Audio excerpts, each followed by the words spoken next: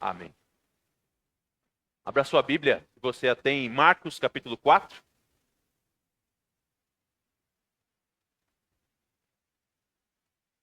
Nós temos tido o privilégio de nos aprofundarmos neste livro, do Evangelho de Marcos. Nós chegamos hoje então ao capítulo 4. Vamos continuar na exposição, na compreensão daquilo que Marcos fala e ensina para nós a respeito do Senhor Jesus Cristo, Jesus de Nazaré, Filho de Deus vivo. Marcos, capítulo 4, nós vamos ler a partir do verso 1 até o verso 20. Diz assim a palavra de Deus, Escritura Sagrada,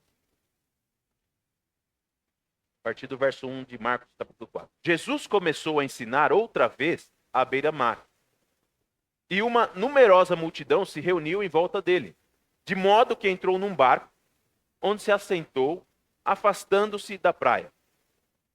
E todo o povo estava à beira-mar na praia. Assim, ensinava-lhes muitas coisas por parábolas.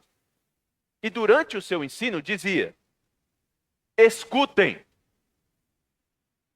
Eis que o semeador saiu a semear. E ao semear, uma parte caiu à beira do caminho, e vieram as aves e a comeram. Outra parte caiu em solo rochoso, onde a terra era pouca, e logo nasceu, visto não ser profunda a terra. Saindo, porém, o sol a queimou, e porque não tinha raiz, secou-se. Outra parte caiu entre os espinhos, e os espinhos cresceram e a sufocaram, e não deu fruto. Outra, enfim, caiu em boa terra e deu fruto. E a semente brotou, cresceu e produziu a 30, a 60 e a 100 por um. E Jesus acrescentou: quem tem ouvidos para ouvir, ouça. Quando Jesus ficou só, os que estavam junto dele, com os 12, começaram a lhe fazer perguntas a respeito das parábolas. Jesus disse a ele: a vocês é dado conhecer o mistério do reino de Deus. Mas aos de fora, tudo se ensina por meio de parábolas, para que vendo, vejam e não percebam, e ouvindo, ouçam e não entendam, para que não venham a converter-se e sejam perdoados.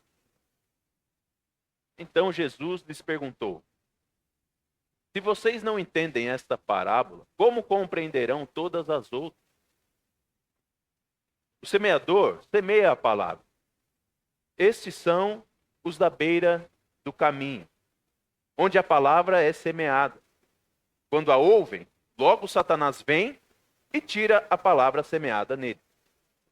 E estes são os semeados em solo rochoso, os quais, ouvindo a palavra, logo a recebem com alegria. Mas eles não têm raiz em si mesmos, sendo de pouca duração. Quando chega a angústia ou a perseguição por causa da palavra, logo se escandalizam.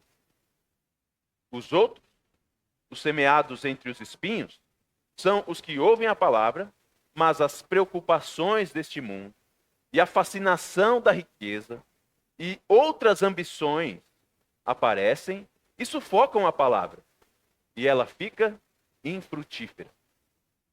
Os que foram semeados em boa terra são aqueles que ouvem a palavra e a recebem, frutificando a 30, a 60 e a 100 por um.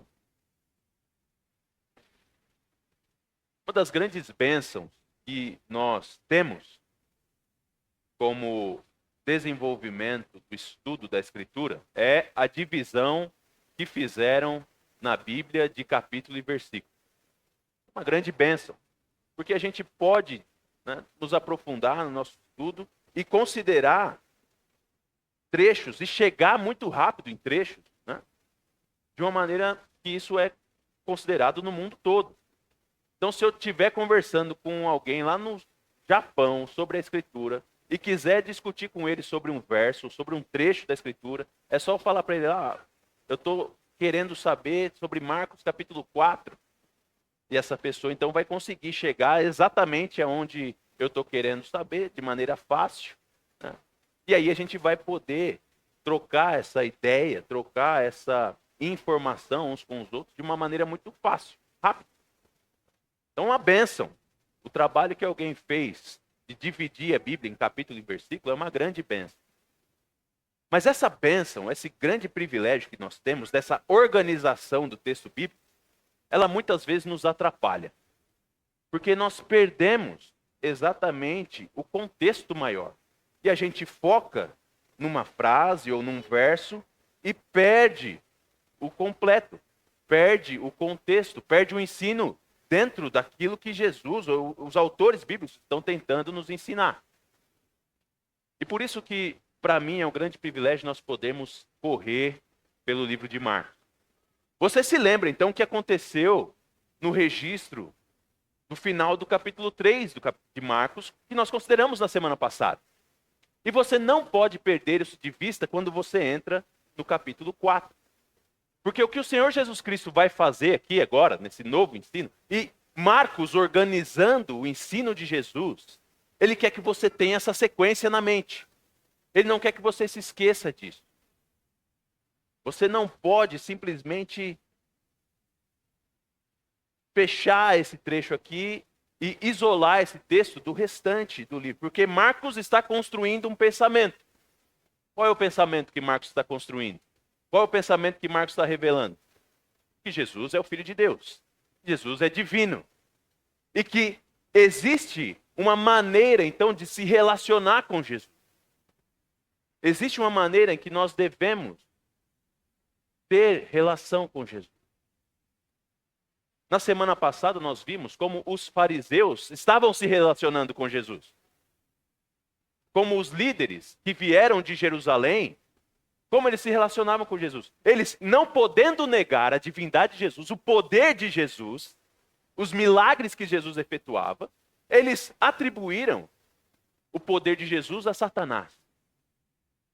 E Jesus faz então aquele alerta severo de que a blasfêmia contra o Espírito Santo não será perdoada. Não há perdão para aqueles que não se submetem ao trabalho do Espírito Santo. E não somente aqueles que falam publicamente contra o Espírito Santo, mas aqueles que ficam no meio do muro também não têm relação com Jesus. Porque Jesus vai dizer: quem são minha mãe e meus irmãos quando chegam os parentes dele? Meus irmãos e minhas mães, minha mãe, meus irmãos e minhas irmãs são aquelas que estão comigo. E agora, então, Marcos vai trazer a atenção de uma continuidade desse ensino de Jesus. Porque agora, Jesus vai deixar claro para os seus discípulos que aquele que está com ele, aquele que é considerado sua mãe, seu irmão, sua irmã, é aquele que tem um tipo de relação com a palavra de Cristo. E um tipo de relação específica com a palavra de Jesus. E Marcos vai dizer isso de uma maneira muito evidente nos versos 10 a 12. Jesus vai dizer que muitos vão ver, mas não vão perceber. Muitos vão ouvir, mas não vão entender. E não percebendo e não entendendo, não vão se converter. E não serão perdoados.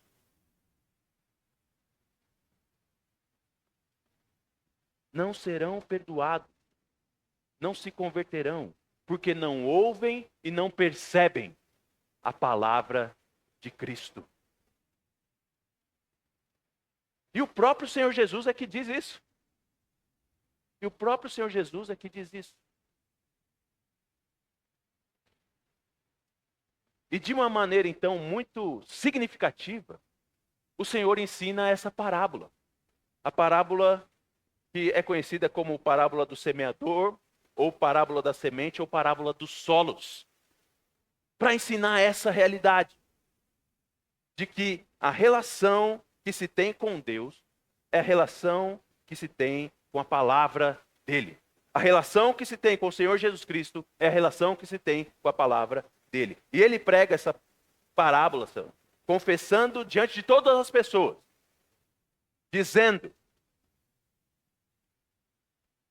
que a verdadeira pessoa que tem relação com o Senhor é aquela que é considerada uma terra boa. Como que é a parábola? Vamos dar uma analisada rápida. Embora seja muito clara essa parábola, o Senhor Jesus ensina que a mensagem do Evangelho, ela é como uma plantação. A pregação do Evangelho é como uma semeadura. O semeador sai para semear, é aquele que sai para proclamar a palavra. E lançando semente, lançando a palavra, essa palavra encontra solos diferentes, tipos de solos diferentes. Primeiro tipo de solo é aquele solo duro, beira de estrada, que não está trabalhado, não está preparado para receber a semente. Essa semente fica ali, para fora, acima do solo, e o passarinho, com fome, que se alimenta de sementes, vai lá e pega a semente. A semente não tem nem tempo de germinar. E o Senhor Jesus vai dizer que essa semente é aquela que é lançada, é pregada, e de modo muito rápido, ela é tomada por Satanás. Pessoas que ouvem a palavra, mas que não dão atenção. Elas não têm nem tempo de se relacionarem com a palavra de Deus. Não tem nem tempo de se relacionar com aquilo. Porque logo elas são desviadas da palavra. Abandonam. E elas nem têm, então, qualquer tipo de vínculo com a palavra de Deus. Mas tem um segundo tipo de solo. Solo rochoso. Um solo cheio de pedra. Em que a semente até penetra na terra, entra na terra. Mas porque há pedras ali, há rochas ali, ela não consegue criar uma raiz profunda. E ela se manifesta como uma planta que brota, que floresce, mas logo, por não ter raiz e o sol vir para cima dela com força, ela se queima e não dura muito. E Jesus vai comparar essa semente, então, com aqueles que recebem a palavra, se alegram com a palavra, olha só, coisa boa, confessam a palavra, creem de alguma maneira, de alguma medida, e façam essa confissão de que concordam com a palavra, mas que por causa da perseguição, ou por causa da angústia, eles abandonam. Eles abandonam a palavra. Por causa da perseguição, por causa da angústia deste mundo, essas pessoas então abandonam a palavra de Cristo. E há ainda um terceiro tipo de solo que não é capaz de produzir fruto, que é o solo que, além da semente, também tem espinhos.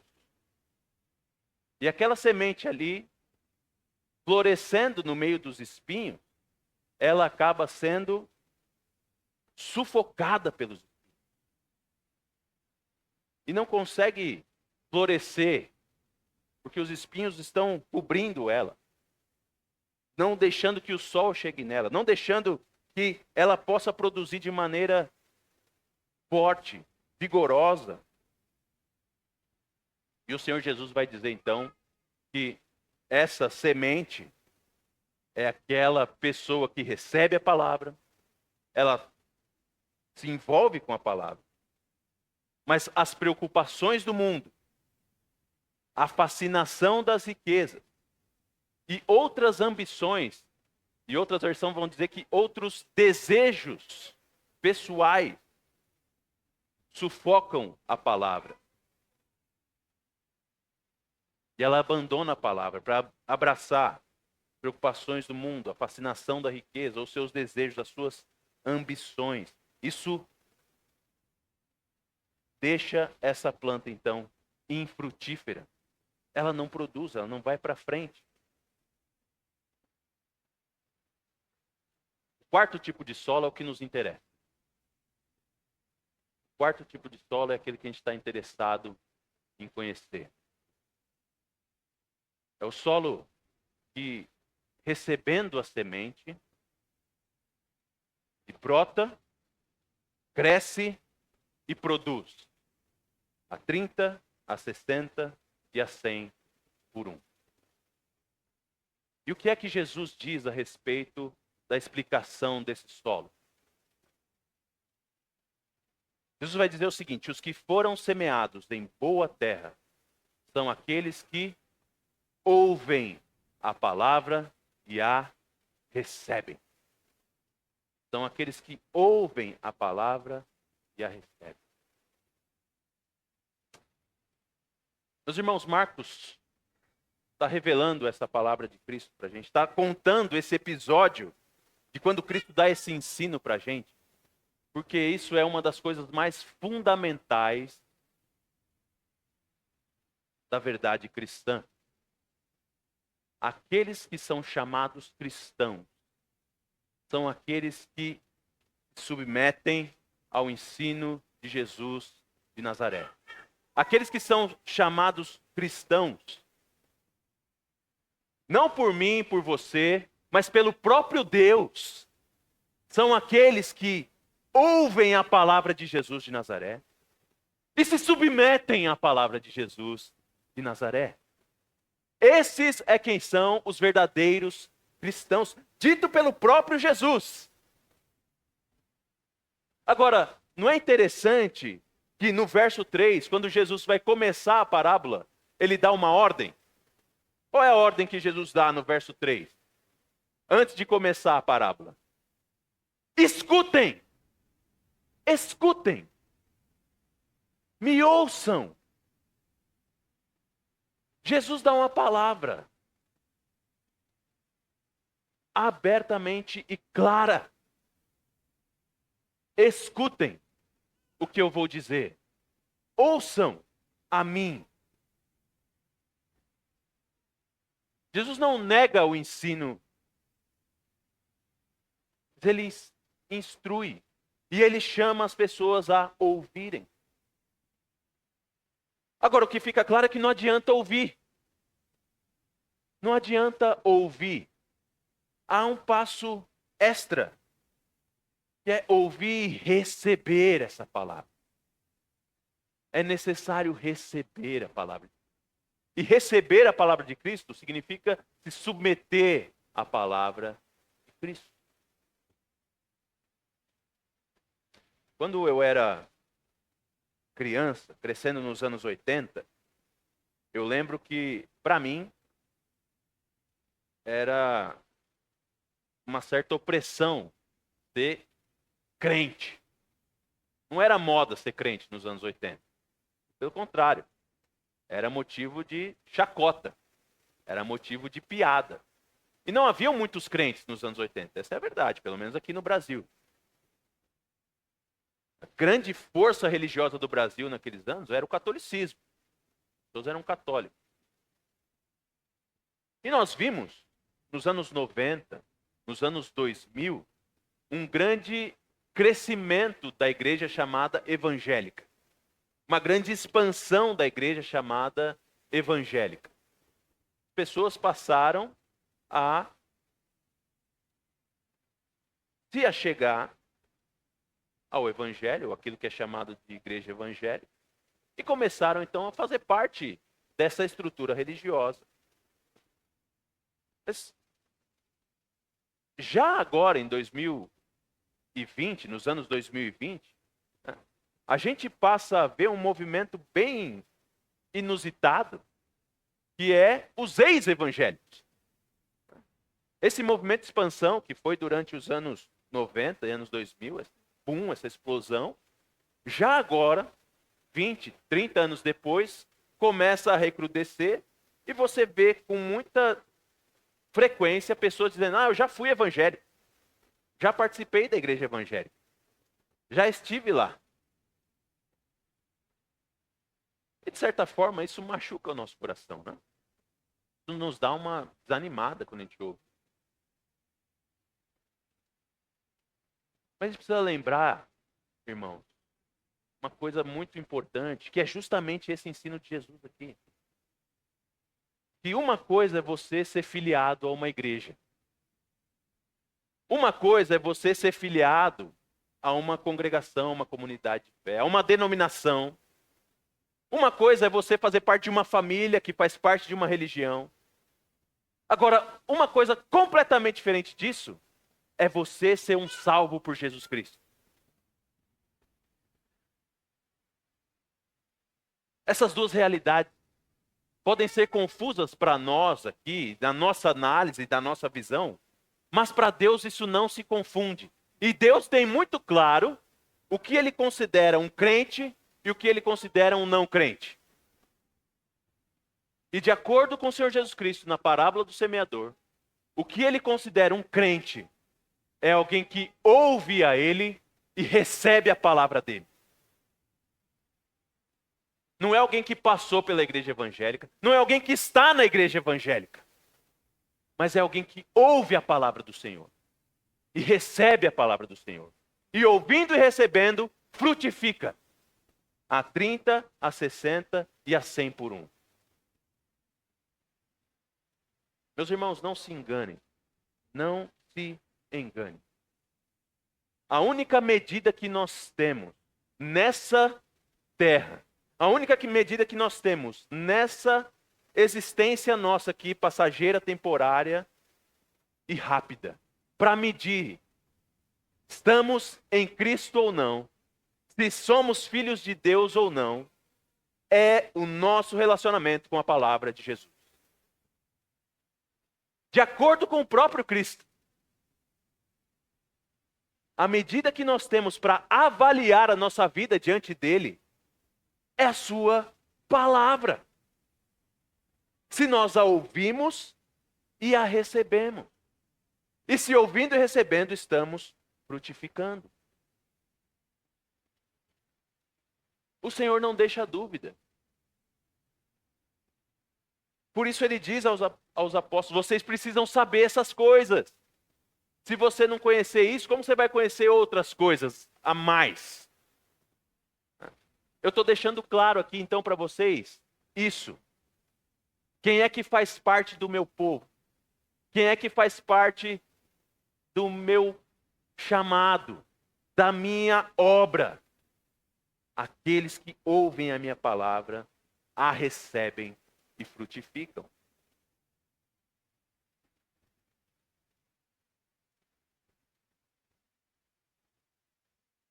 Agora, o que significa ouvir a palavra de Deus? O que significa ouvir a palavra de Deus? Isso também nos nossos dias é confuso, não é?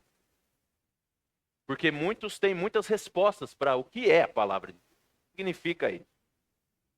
Nós cremos aqui nessa igreja, nessa congregação, que a palavra de Deus é a Escritura Sagrada. Os 66 livros da Bíblia. 39 do Antigo Testamento e os 27 do Novo Testamento são a palavra de Deus. Palavra revelada do Senhor por meio dos seus santos profetas e por meio dos seus apóstolos. Como o autor de Hebreus vai dizer.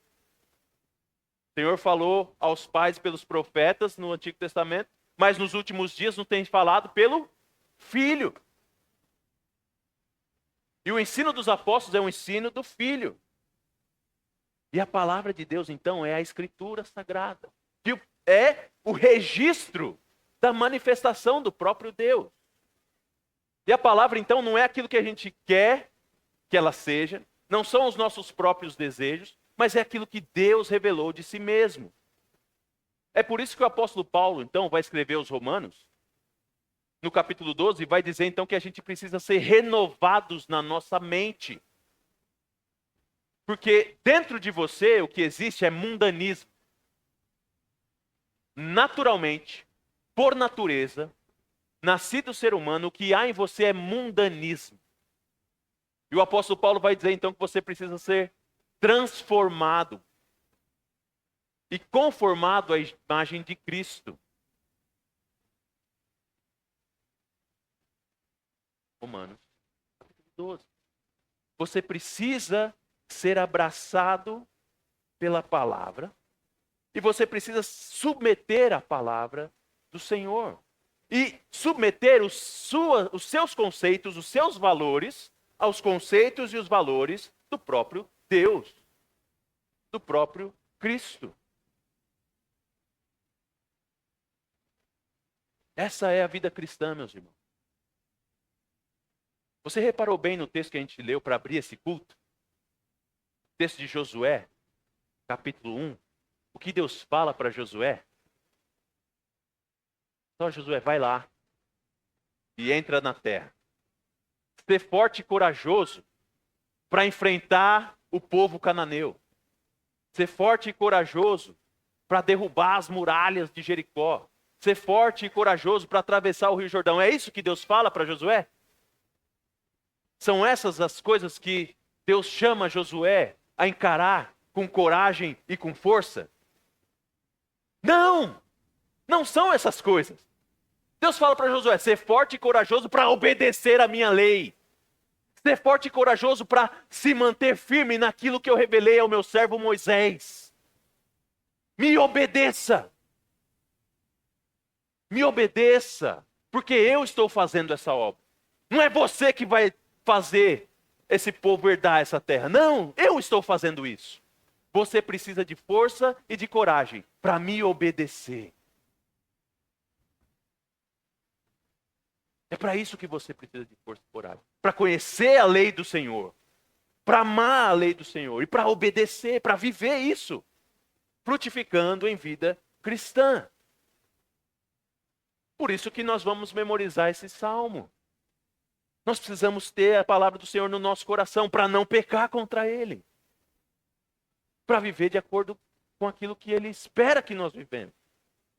E não somente com aquilo que Ele espera que nós vivemos, mas naquilo que Ele nos salvou para vivermos. Porque se antes nós vivíamos desgarrados, mortos nos nossos delitos e pecados, nós recebemos vida justamente para não andar mais em pecado, mas para viver de acordo com a palavra de Deus. Frutificando a 30, a 60 e a 100 por um. Meus irmãos, não se enganem. Jesus chama você a escutar a palavra dele e a submeter a palavra dele. E o grande esforço que você tem na sua vida é para compreender a palavra do Senhor. E buscar no Senhor poder para obedecer a palavra dele. É muito interessante Jesus dizer, escutem. E a palavra escutem é escuta mesmo. Mas sabe como é que se diz obedecer em grego? Como a Bíblia fala sobre obedecer no grego? É uma hiperaudição. Então, se Jesus fala, escutem a minha palavra, quando ele diz obedeça a minha palavra, é super escute a minha palavra. E super escutar a palavra de Deus, então, é obedecer a palavra dele. É ter essa palavra como um guia fiel da nossa vida. E esse é o chamado, irmão. E esse é o conceito. E esse é o desenvolvimento daquilo que Jesus está ensinando. E que Marcos está mostrando para a gente. Se nós não queremos ser do time que blasfema contra o Espírito Santo e que não tem perdão, o que nós precisamos é estar atentos à palavra de Cristo. Ouvir a palavra de Cristo, conhecer a palavra de Cristo e nos submeter à palavra de Cristo. E esse é aquele, então, que tem relacionamento com Cristo. Aquele que ouve e entende. Aquele que vê e percebe. Aquele que obedece e frutifica. É por isso que nessa igreja, o nosso culto ele é todo voltado e focado na Escritura. Nós lemos a palavra, nós memorizamos a palavra, nós cantamos a palavra, nós ouvimos a palavra, nós confessamos a palavra. E se Deus permitir, assim que nós tivermos condições, e dia 18 de agosto nós vamos ter a nossa primeira ceia, que nós vamos também ver e experimentaremos da palavra. Todos os nossos sentidos devem estar voltados para conhecer a palavra de Deus, para nos submetermos à palavra de Deus e sermos guiados pela palavra de Deus. E só assim nós saberemos, então, que o nosso coração é terra boa e permanece. E permanece. Quero encerrar contando uma outra tristeza dos últimos tempos da história evangélica. No último século, uma doutrina surgiu em nosso meio e se espalhou muito rapidamente. A doutrina conhecida como a doutrina do crente carnal.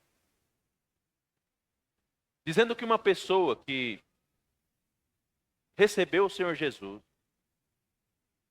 e confessou o Senhor Jesus como Salvador, por causa da realidade da perseverança dos santos, e que os santos serão preservados até o final, vamos dizer então que qualquer pessoa que já confessou Jesus é salva eternamente.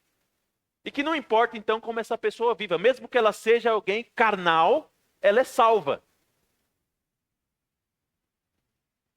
E esse é um grande engano de Satanás. Como a gente vê aqui claramente no ensino do próprio Senhor Jesus, os crentes verdadeiros são aqueles que ouvem a palavra de Deus e submetem a palavra dele. Submetem a divindade e a autoridade de Jesus de Nazaré. Se você não vê frutos da ação do Espírito na sua vida, nessa noite eu quero chamar você a considerar a sua relação com Jesus.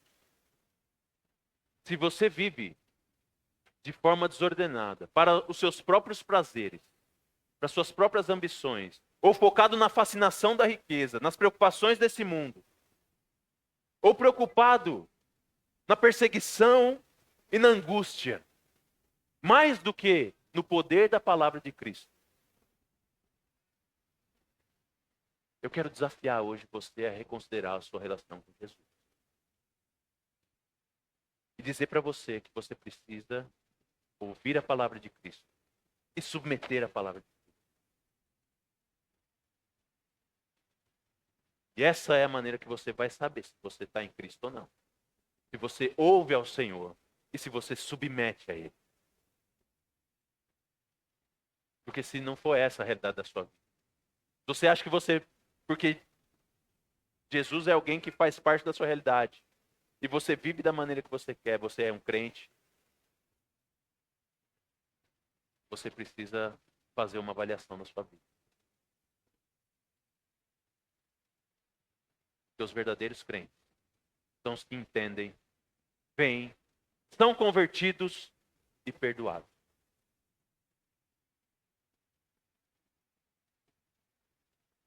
Todo o critério para avaliação dessa verdade